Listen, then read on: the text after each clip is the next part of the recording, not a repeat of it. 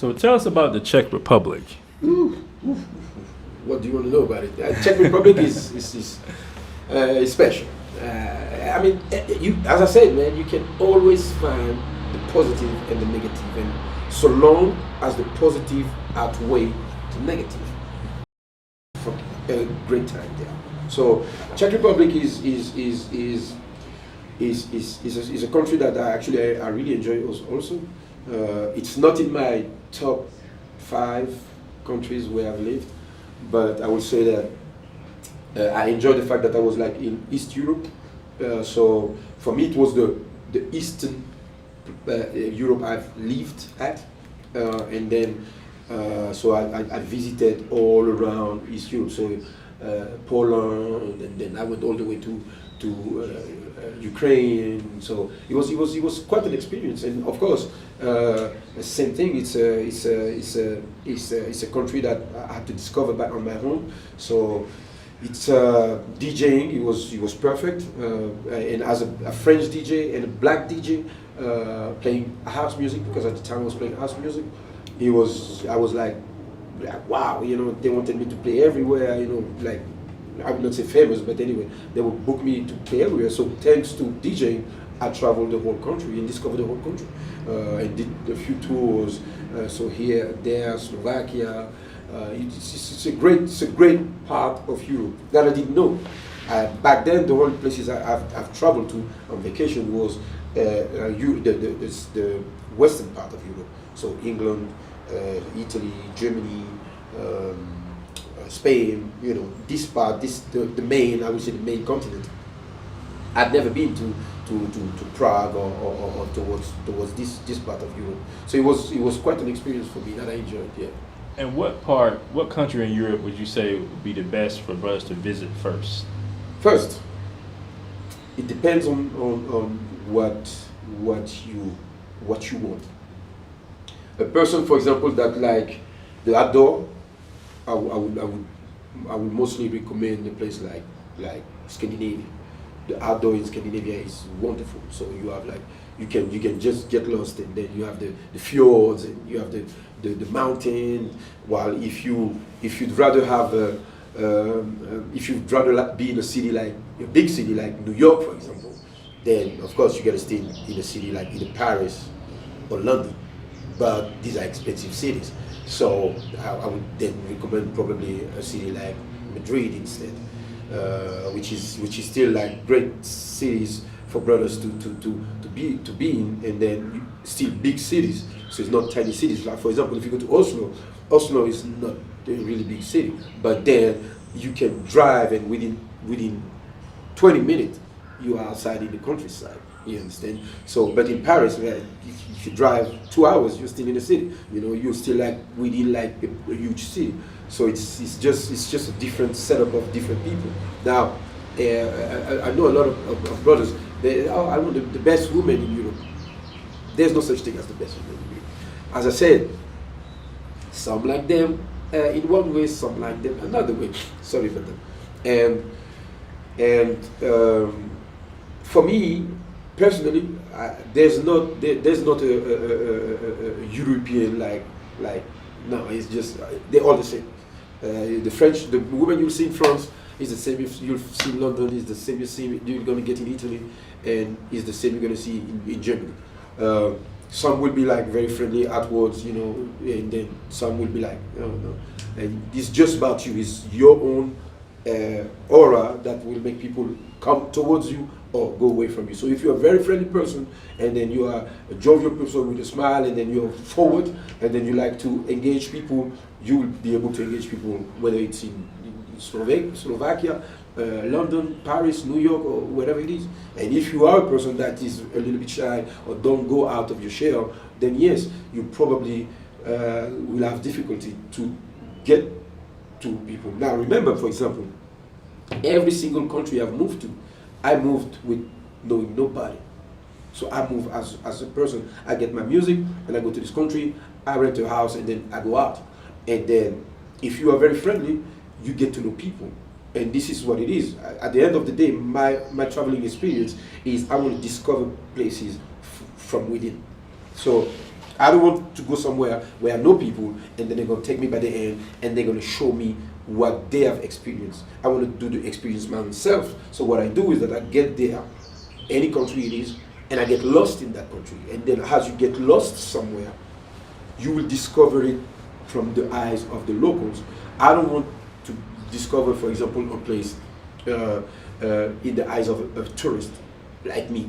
So I don't want to, for example, come to Colombia and discover Colombia or follow Colombia to the eyes of a friend of mine who is a tourist as well. I want to discover Colombia from the eyes of a local.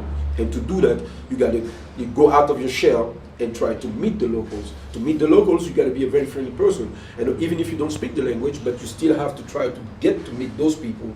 So in a way, they're going to show you the country with their own views. Of course, you don't. That doesn't mean that you have to live the way they live, but at least you have to go and try to live, go out where they go out, shop where they shop, discover the environments where they live in order to understand how they live. Because of course, like if you can go to any country in the world and live just like where you come from. So that means that I can be a New Yorker and come to Medellin and have a certain lifestyle that is just the same as New York. That means the big penthouse and the big house and the fancy car and whatever. But this is what it is that I want to discover it from the eyes of the locals, not the fancy locals that live like he's in New York, but the locals that live the simple life. Not the simple life, because simple is a hard word, but the normal life, in a way. And how was your experience in Australia? Woo! I love Sydney. I think that Sydney is one of my top 5 cities. So I like the mindset of Australians. So Australians have a very open-minded, laid-back, simple type of mindset. Everything is okay, man. We can do it tomorrow.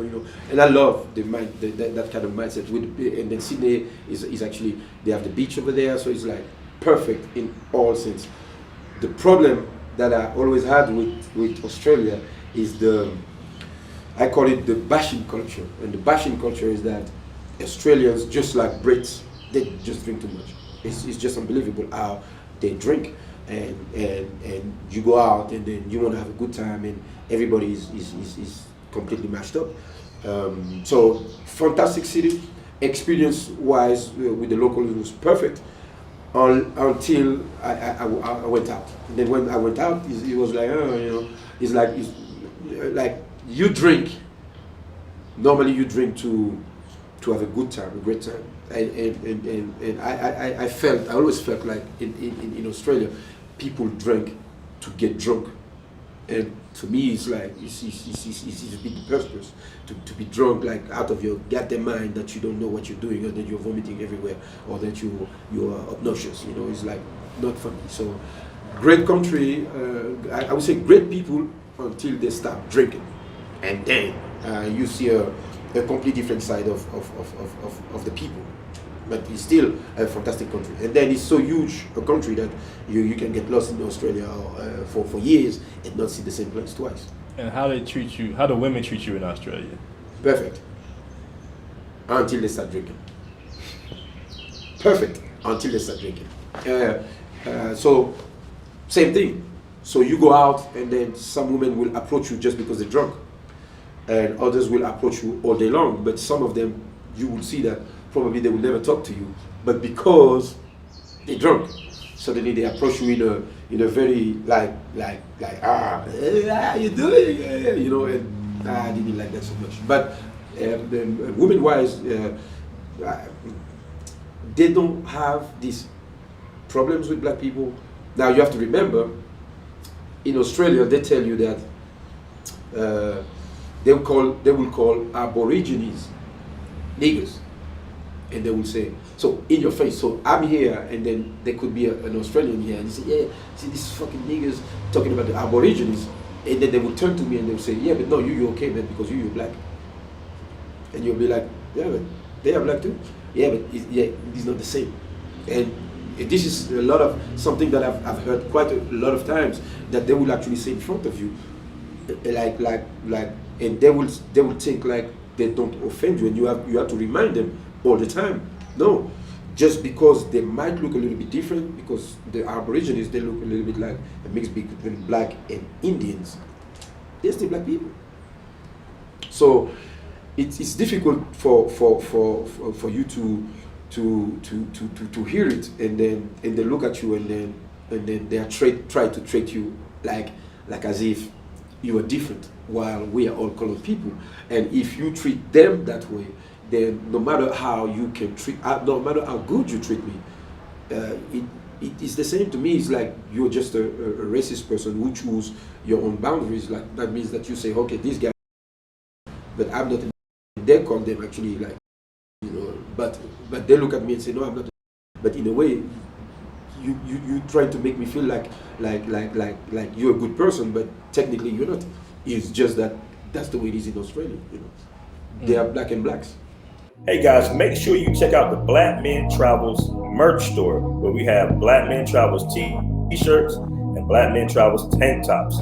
Peace.